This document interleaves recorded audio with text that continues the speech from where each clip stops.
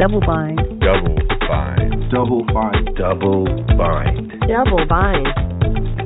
James like, it's still too early. Nate's like, how's everybody doing though? For real, for real. Everybody good? I'm good. I'm about to, as soon as I get off of this, I'm about to write. Nice. Oh, what are you gonna write? My web series. Okay. Another episode. What is it about? Me. Right. Like, Me. All the things that I do.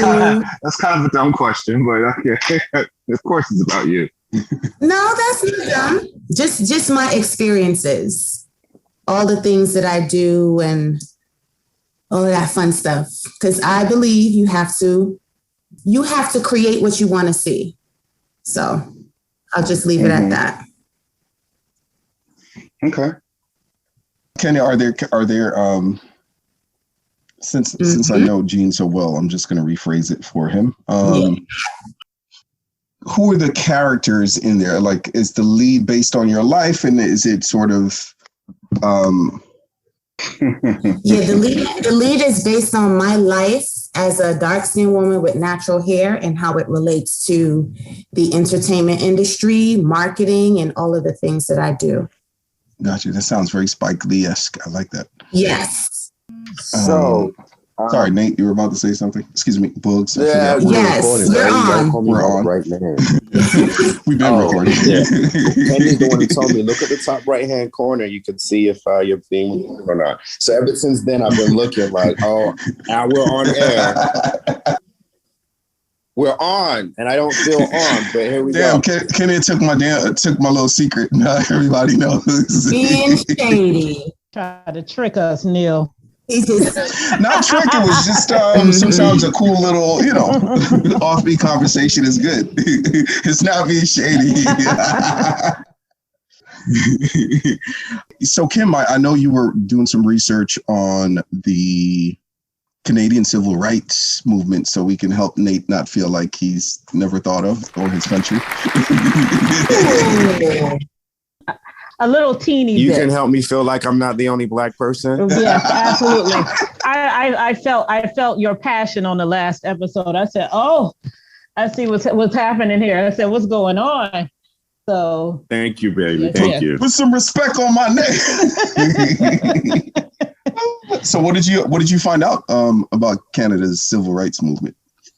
Well, I'll back up a little bit. The reason why everything synced so well is because I'm going to be working with the conference program committee. I'll be co-chairing that will hopefully take place in Montreal in 2022, if that's possible, right?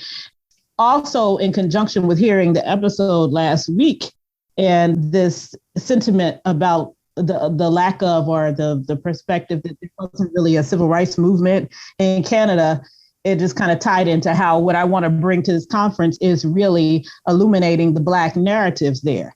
So when I just started poking around a little bit, what I saw was that there had been really an intentional, I guess, Canada had intentionally hidden like Black history.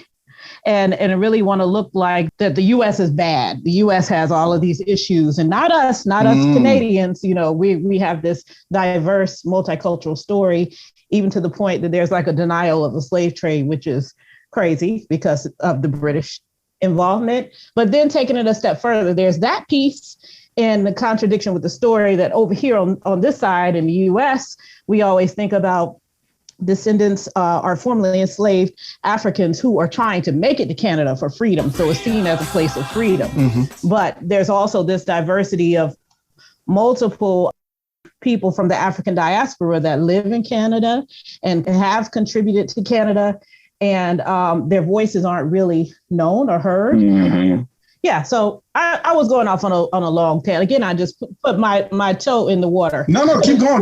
This is because this is. No, he wasn't. I was this year. Listening. Go on. So you have Africans that are connected to the UK, right? Yes. And then you have Africans if you're specifically speaking about Montreal, Quebec, you have francophones, like West Africans from the Ivory Coast. Bonjour, bonjour. Haiti is very much represented in places like Montreal. And I believe, correct me if I'm wrong, Boogs, that Montreal might have the largest number of like Black representations in Canada, largest percentages. So I'm really curious. I was reading more about the Black woman, I think that's on the $10 bill there, Viola Desmond. Yes. And just, I think that now is very timely. So I just really kind of appreciated that back and forth from the last episode. And I'm like, we need to illuminate these narratives. We need to connect these stories, these shared narratives, these intersections also with the US.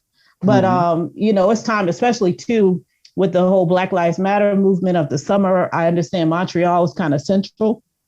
And, not only just Black Lives Matter, but of course, Indigenous narratives First as Nations, well, yeah. I think. Yeah, First Nations, I think that's also been kind of not talked about in a meaningful, connected way. Canada's very, French, white, European kind of existence.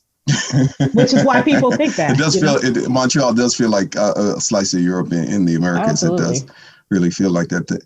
Yeah, that's interesting. I think the problem that I have with Canada and Canadians as a whole is they do seem to use the narrative that fits them best. So what I mean by that is they can say south of the border is where the racist issue is. South of the border is where the tension. South of the border is where it's raw.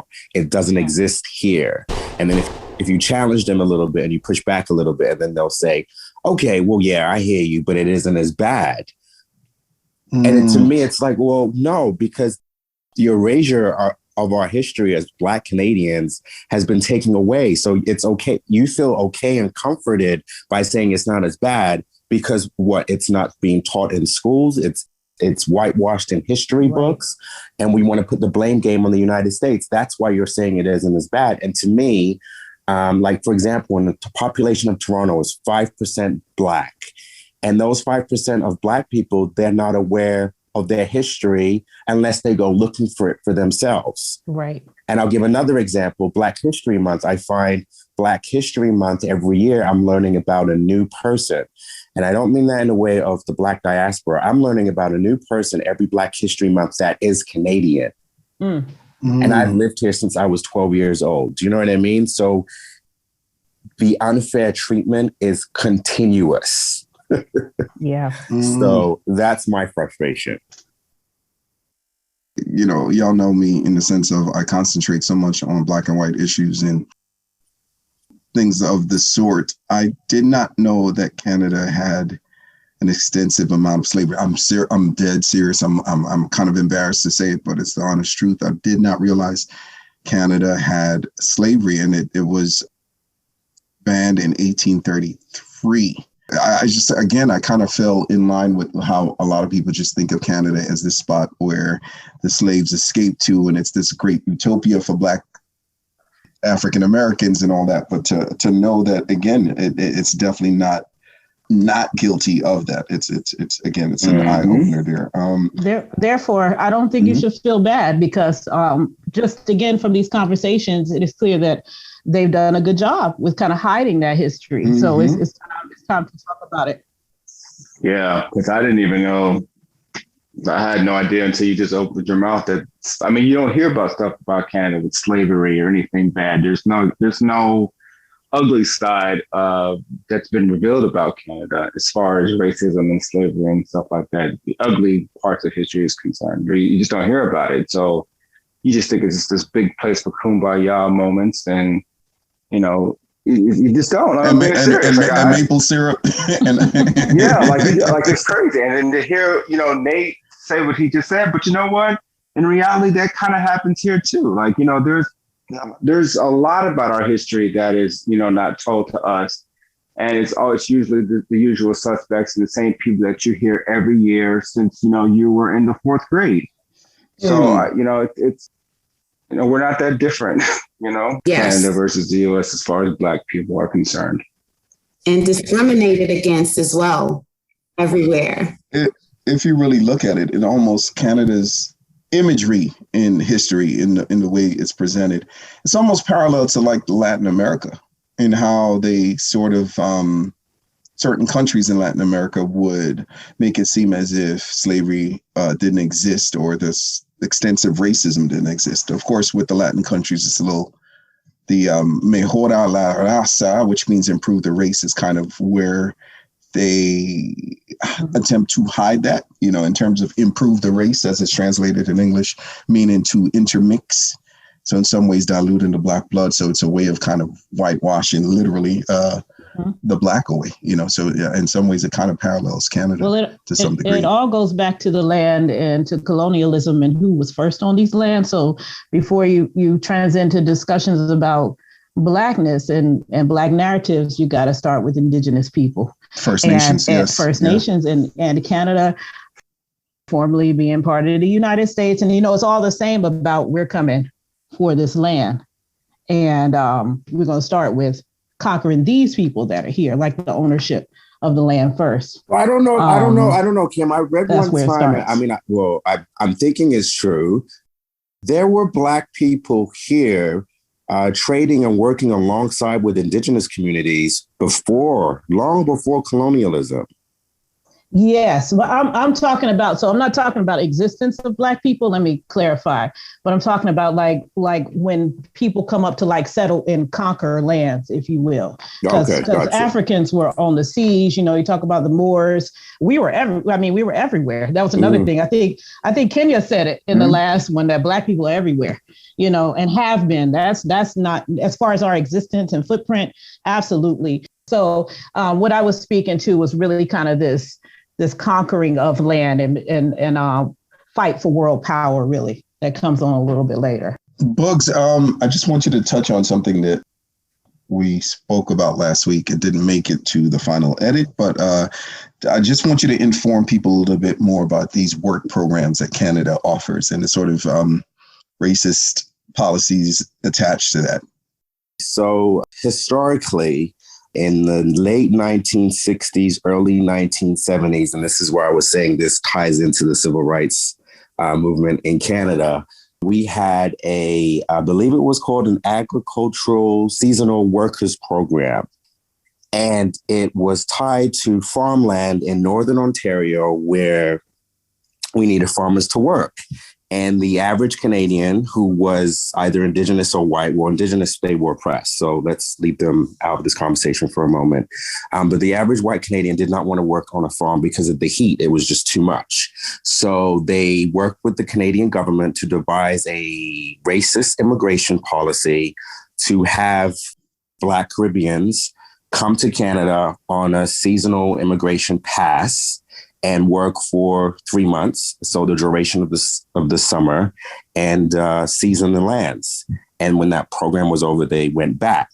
Now it evolved in terms of allowing you to be able to stay in Canada. So you had, you could stay for 6 months or you could stay for a year.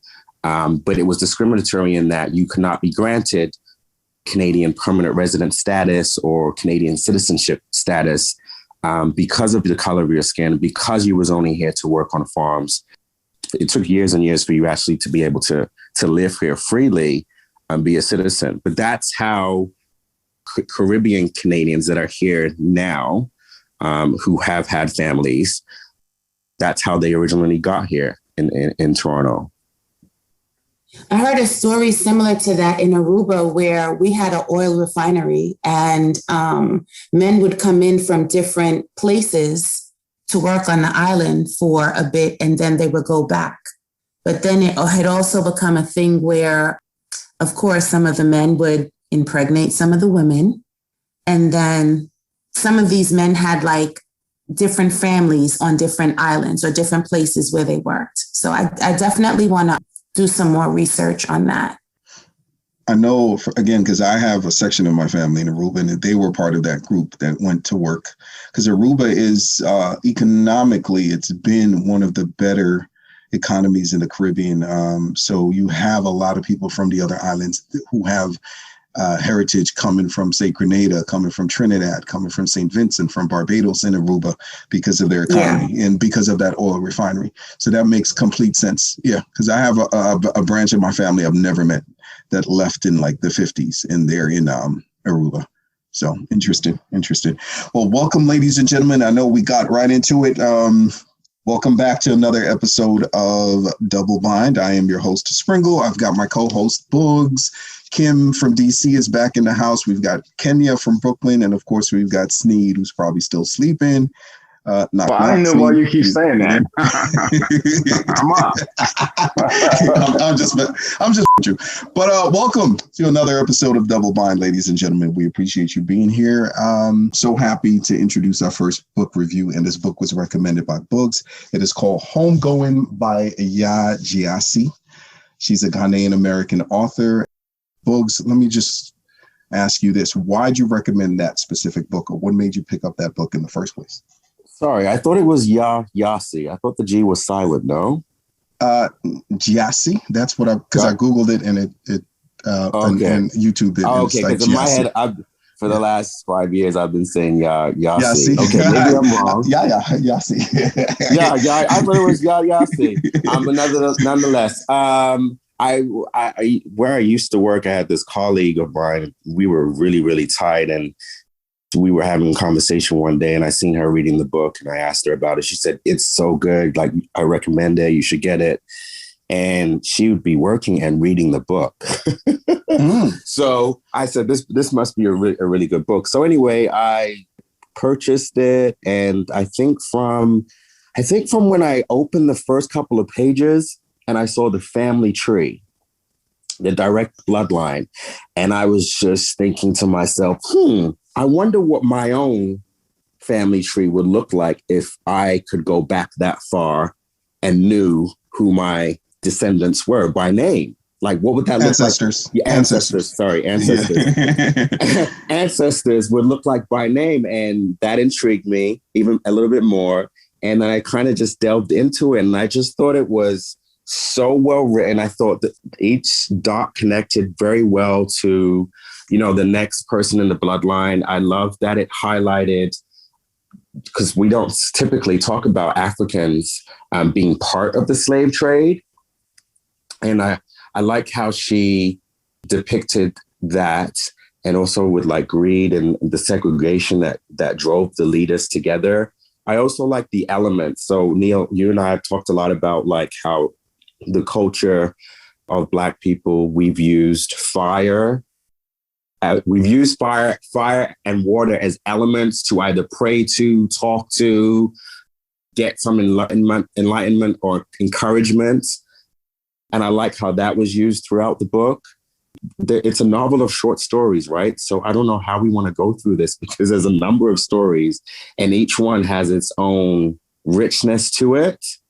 So I don't even know how to break this down to actually have a discussion about it, because it's just it's so rich.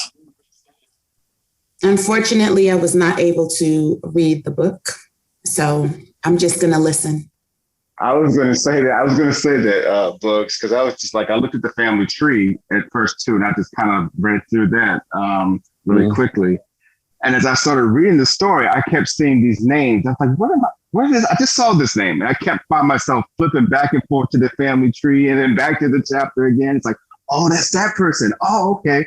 So yeah, it was. I think that it was written very well. I love the individual stories. I like how you said it connected the dots, and they all kind of played off of each other. And I think the best way to have a discussion is to pick one of the stories that resonated with you the most. Which one touched you the most? For me, I know it was the Ness and Sam's story, and their son Kojo. Just, that whole scene as I was reading when, what's his name, Thomas, the slave owner of the plantation, finally caught them, and he delivered his punishment that Ness had been waiting, that he promised that he was going to, deliver, and read that she was whipped badly, and then he made her watch, Sam as he, was lynched. I mean, it was heartbreaking. I think that she knew that she was ultimately that somebody was going to die, and she had to sacrifice her own freedom to save her son. And that story to me was, because just visualizing it was just wow. Yeah, I think you bring up a good point about let's pick our favorite pieces of the book to discuss, because as I said, it's very, very rich. There are a lot of characters. And even with me, when I finished it, when I'm going through it, I would have to refer back to what you said, Snead. I would have to go back to the family tree and say, okay, whose parents is this young man? How is he connected to the story? And then once you do that and you come back, you kind of get it. But it's because, that family tree essentially is a roadmap to what the journey you're about to embark on. Yeah. Kim? I want to go back. When I was thinking about that question, because I knew it would come up. And again, the book was so rich. And I think what I discovered, there were about 14 characters that were discussed in the book. So it's a lot. And I was flipping back and forth to the family tree, trying to keep track of everyone. But I liked Ness's story. And in particular, how she connected with the young girl. I think her name was Pinky, the child who wasn't speaking, and also her courage. She ended up, of course, fearing and having all this anxiety for how the so-called good slave master would dole out punishment to her, but how she protected that child when I think the child accidentally hit, I think, the slave owner's daughter, and then the son came and tried to force her to apologize, even though she couldn't speak. That line in particular, I mean, both lines, it was very devastating and traumatic throughout the book. So I must say, Ness's story, and then also Kojo, the story, how he ends up in Baltimore and all of that. But also, I don't want to jump too far ahead, but I think I resonated most obviously with kind of the end, the last, like Marjorie and Marcus, and that connection there. And I'll tell you all this, I don't know how y'all feel about this, but throughout the book, I live for this kind of like historical fiction. I love it. But throughout, it's kind of like you knew kind of what was going to happen. You kind of knew the story, but it still kept your attention. And it was so much trauma, there. And it's so familiar, the stories. Near the end, so I'm going through all this trauma, I'm reading, but I wept in the last 3 chapters. Like I was like crying when I was reading the last 3 chapters. So I don't want to get into too much. I want to kind of go back, but that's. No, you can simply because I was just going to jump in and say, actually, you and I are twins on this. The last 3 chapters for me were the most substantial and the ones that resonated most. But Kim, continue. Well, yeah, I just want to say that I wept there because I think, how do I put it? All of that trauma in the family tree, really, this got me thinking about myself personally. I've been doing a whole lot of, over the past several years, a lot of shaking down the family tree through, public records, ancestry and all of that, trying to piece together things, talking to some of the elders that are left in my family. Recently, my mother just sent images of, there's a cousin, I think, whose mother is a great aunt who died years ago, but she just started going through her things. So all of these photographs my mom's been sending me of these ancestors, I've never seen their faces. Though there's a public record in the lineage, this book made me really want to write, like really start piecing together people's lives and stories as we know them and as we've heard about them. But so I say all that to say that those last 3 chapters, I think, really struck me because it kind of shows like all of this tragedy, all of this trauma that exists throughout all of our lineages. And this is what we have now. It's almost like some kind of what's the word? Remnant? Remnant, but also it's like these descendants.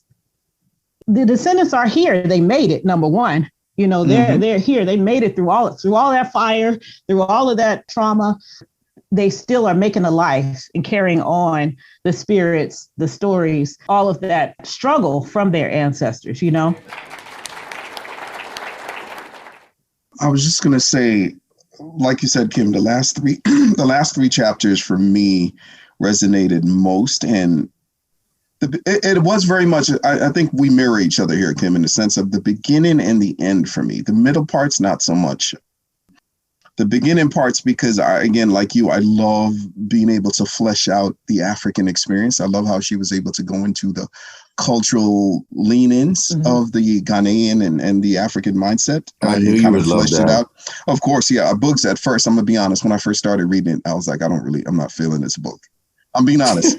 And then I kept going and I kept going and I kept going. And Kim, to your point about where we all knew where it was going, in the way she wrote it, it made me think, oh, it's not going to go in that direction. But it did, in a good way. Yeah. Were you two thinking it was going in a way that Marjorie and Marcus were going to hook up? Well, to be honest with you, to jump ahead, I was going to say technically it feels like that, and technically they're cousins. Yes. Right, they are cousins. Yeah, so they are cousins. But, yeah, I mean, they are cousins. reason that begs real. That begs the question though, because if we're looking at that, right, they don't know that they're cousins. They don't know it, and that's so how many of us? So how many of us? Okay, hold on. So how many of us, we don't have our direct family tree, right? So how many of us, like Neil, Kim, you could be my cousins? Mm-hmm. Yeah, easily. Kenya, all of us here. All of us here, that's actually. why you have your ancestors. Totally. Absolutely. But there are situations like that. I had a situation maybe a couple years ago. I have family members from Trinidad that I wasn't necessarily aware of. And somehow one of my cousins found me and we were talking and he said, if we were in a club, like I would try to talk to you. And I'm like, that's kind of gross. I mean, he's just, I think he's just being honest. It's gross, but I guess that's just being honest. If not knowing that you're family. But listen, now I always ask, hey, does this last name sound familiar? Before I move forward. And I think that's something that Black people do as well. Yeah. But look. Yeah, it is. I cannot meet an older Black woman and her not ask me, what's your last name? Yeah. And I'll give it to them. They're like, oh, what part of Jamaica? They automatically know my last name is Jamaican, right? And I'll say, Clarendon. Oh, did you have family in? I'm like, I don't know, lady. This is colonialism. This is the direct impact of colonialism. I can only go so far back to tell you, but yeah, Black people do that. What is your last name? Are we family? Are we connected? Where your family from?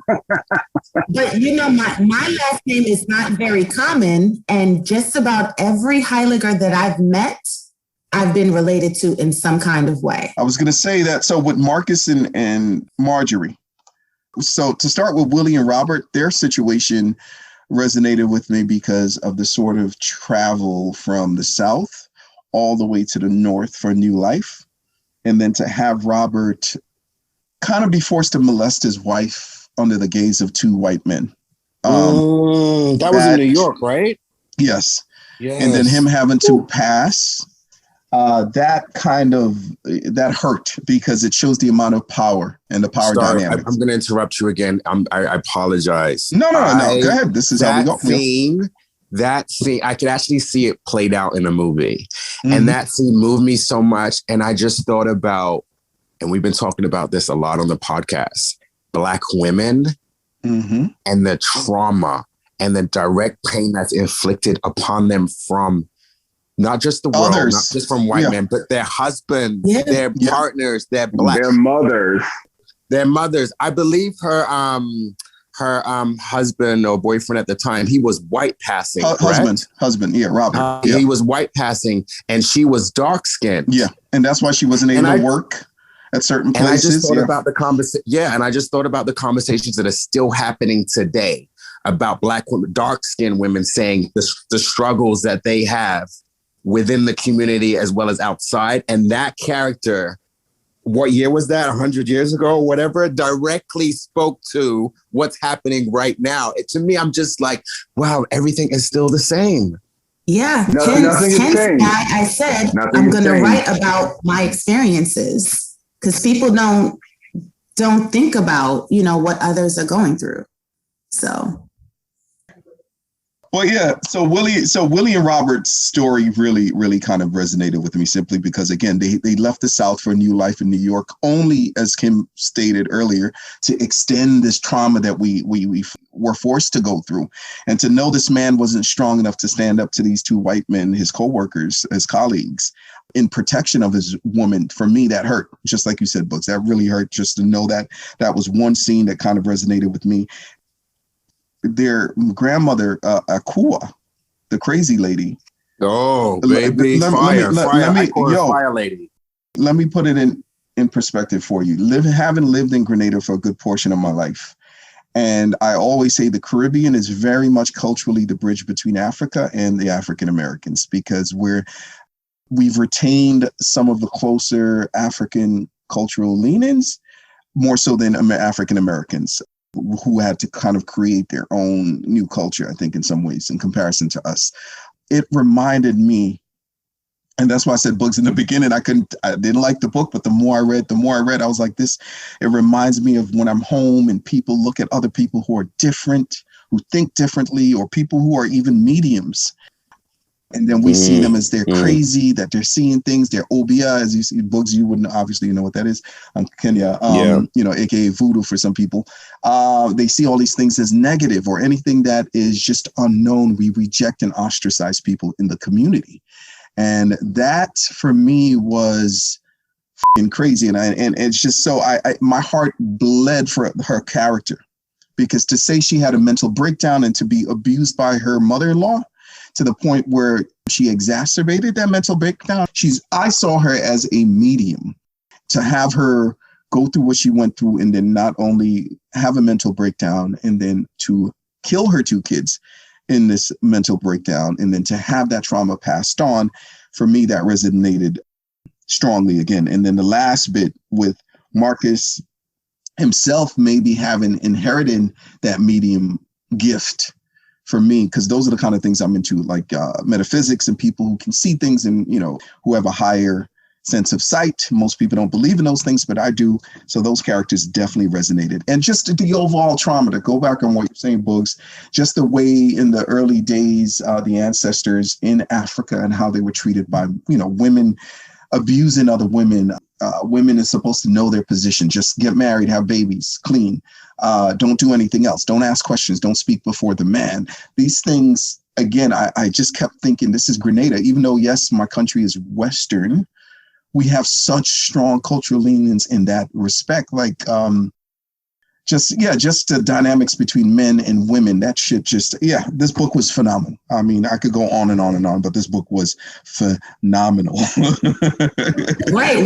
We have no choice but to survive. So let me ask you this, Boogs. If when you said that some of the parts you can actually visualize it as a movie, and I felt the same way. And if you were to translate this from book to film, how would you like it portrayed? How would you like it kind of presented to you?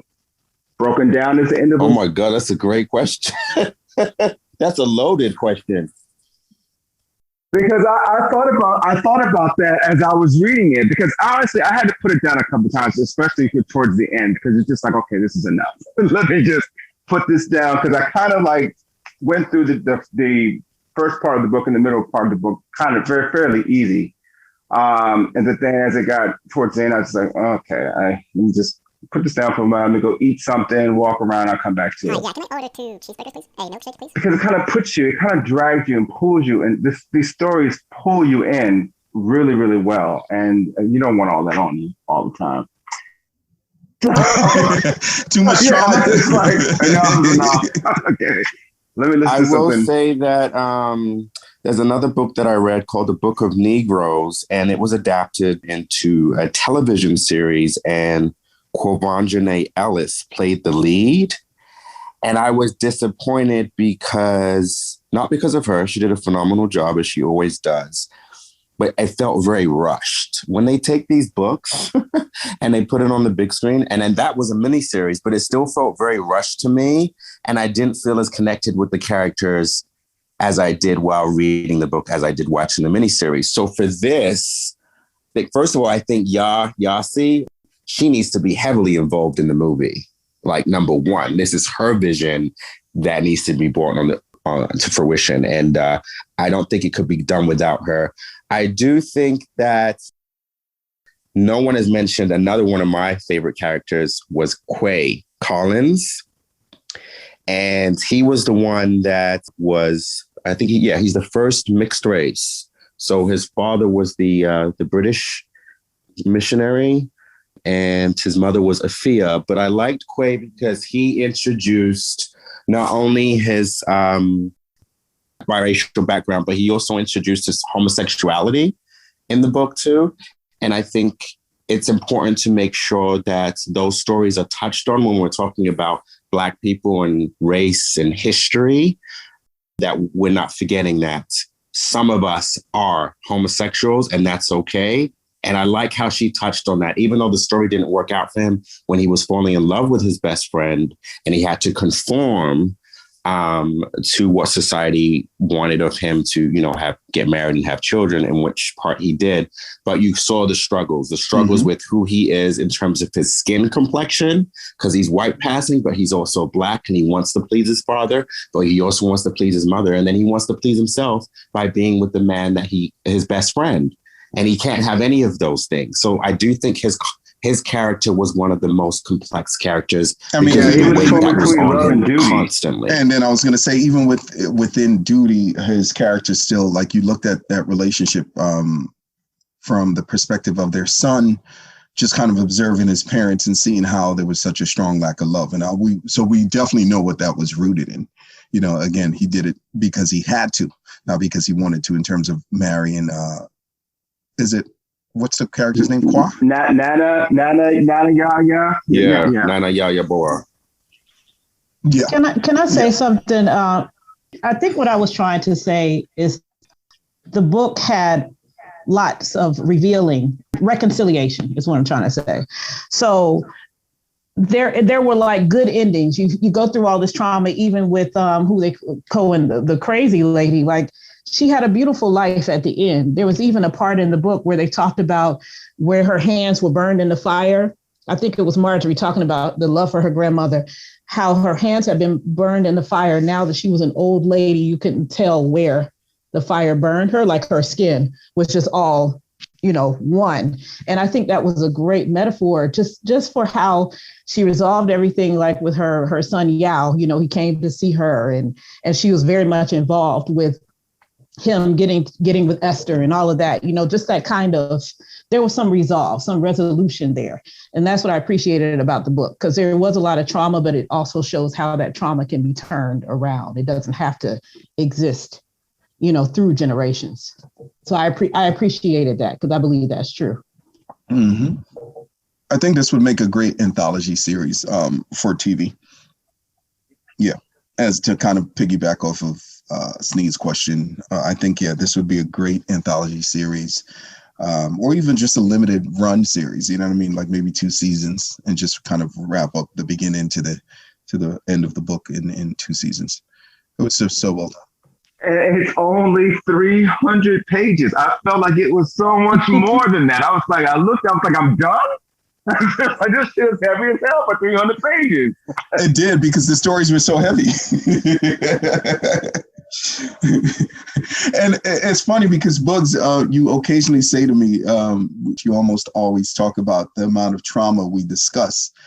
And then I think I'll always hit you with we're Black. What do you think we're gonna? Our history, unfortunately, is so trauma and Black history are like twin sisters. You know what I mean? Unfortunately, it's not something we can escape from. I think to find the more beautiful stories is looking within the trauma and finding ways that we've come out of it. Finding ways where we've dug deep and created something beautiful out of the trauma that our ancestors have faced. I'm very big on ancestral honoring. I won't say ancestral worship. I'm just going to segue slightly here. So I have a friend of mine from Grenada. Funny enough, we have the same birthday. We used to be in the same crew, very different personalities, though. He is an Adventist. I remember I posted something, Kim, that was the first year I posted for Nile. And I showed you the picture and you were like, thank you. And so he replied underneath that, So you're worshiping your ancestors. And I said to him, so this is go back and forth via text, obviously in the comment section. I'm like, well, what makes you think I'm worshiping those who have transitioned? And he goes, well, that's the devil's work or something along the lines of that. So of course that triggered me, because in my head, I'm like in the Caribbean. So Halloween for the Americans represents in some of the Day of the Dead for the Mexicans. In the West Indian culture, we have All Saints and All Souls. And those 2 nights, it's a beautiful sight to see. It's very different now. It's practically a hangout where people fry chicken and blast music. I hate it. But when I was a child, it was very, very more somber, more spiritual. You would take food. For example, if you have an aunt that passed and you're close to her and you know she loved curry, goat and rice and peas, you would cook that, you would bring it to the grave, you would light candles on her grave, and you honor her and you honor her memory. So him being Grenadian, this friend of mine, pissed me off, because it's like, what part of our cultural and spiritual practices here you don't understand what I'm doing? You know, why are you making it seem as if it's devil worship? And so that conflict of who we are as a people and the sort of remnants, again, I'm going to use that word for a second time, the remnants of African spirituality still living on in our cultural practices today. I find it infuriating when having to deal with people who do not tap into that. Because again, it's like you want to be stripped completely of everything, of your Africanness, of your Blackness, of your ancestors, which I believe you should always honor. You should always honor those who transition, those who passed. I really think it depends on the person. Like in that instance, I don't know. I probably would have gotten into an argument with him. I don't think he's aware. I don't think he's aware. Like I really would have. Like listen to how you're talking. You sound like an idiot. Like, you know, I probably would have gotten into a heated debate with that. Well, I stopped. I did get into a comment section argument. First of all, I want to give it up for the author, really. I read about her just really briefly. I think she was only like 25 years old when she published this book. So I was really impressed with her bringing in all of these topics. I started a list, you know, of all the things that came up, you know, tribalism, the slave trade, breaking of families across the borders, Black codes, re-enslavement, union, class, the Great Migration, sharecropping, you know, passing as white in the city, education disparities, all of these things, and including bringing out that relationship between Quay and his friend, was it Kwame? Cujo. There were lots of characters. Yeah, Cujo. But I thought she beautifully intersected that. She wove all of these things into the story. It was only 300 pages, but I thought she did a phenomenal job in representing all of these complex issues in this book without it feeling forced or like overdone. I mean, it was a lot, you know, but I just thought the book was written phenomenally well, and especially given her age as well. And I'm sure there were parts of her in the story as well. And that's what was moving. Yeah. And that's what was moving me too. I was like, I know it's historical fiction, but to me, this was true. This really happened. In my mind, this really happened.